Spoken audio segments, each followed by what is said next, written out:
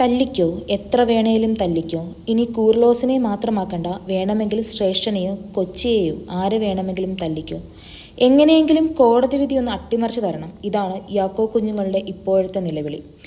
എത്ര നികൃഷ്ടമായി പെരുമാറിയാലും ഒരു യാക്കോബായക്കാരൻ്റെ പിണറായിയോടുള്ള അപേക്ഷ ഇതാണ്.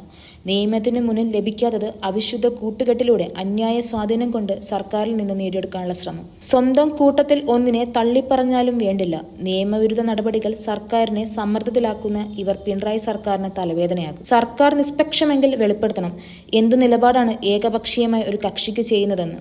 പിറമാടം മോഡലിൽ എല്ലാ വിധികളും സർക്കാർ നടപ്പാക്കണം.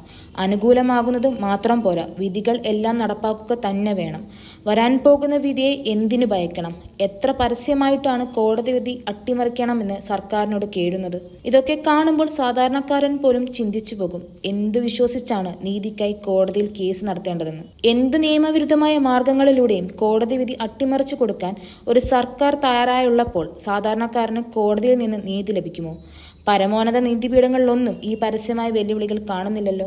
കോടതി വിധികളോടുള്ള തികഞ്ഞ അവഹേളനം കേരള സർക്കാർ തുടങ്ങിയിട്ട് കാലങ്ങൾ ഒരുപാടായി. സർക്കാർ വക്കീലന്മാർ എത്ര പരസ്യമായിട്ടാണ് വിഘടിത വിഭാഗത്തിന് വേണ്ടി വാദിക്കുന്നത്. എന്തുകൊണ്ട് കോടതികൾക്ക് ഇതിനെ കടിഞ്ഞാലിടാൻ സാധിക്കുന്നില്ല? കോടതികൾക്ക് മുകളിലാണോ ഇവിടുത്തെ പിണറായി സർക്കാർ? ഇത്രയും ജനാധിപത്യ വിരുദ്ധമായി പ്രവർത്തിക്കുന്ന ഒരു സർക്കാരിനോടാണല്ലോ സഭാ നേതൃത്വം ചർച്ചയ്ക്ക് പോയതെന്ന് ഓർക്കുമ്പോൾ ലജ്ജിച്ച് തല താഴ്ത്തേണ്ടി വരുന്നു. പിണറായി സർക്കാരിന് പൂർണ്ണമായി ബഹിഷ്കരിക്കാൻ വേണ്ട നടപടികൾ ഇനിയെങ്കിലും ഓർത്തഡോക്സ് സഭ നേതൃത്വം കൈക്കൊള്ളണം. മന്ത്രിമാരെയും പാർട്ടി ഏറാൻ മൂളികളെയും അരമനകളുടെ തിണ്ണ നിരങ്ങാൻ അനുവദിക്കരുത്.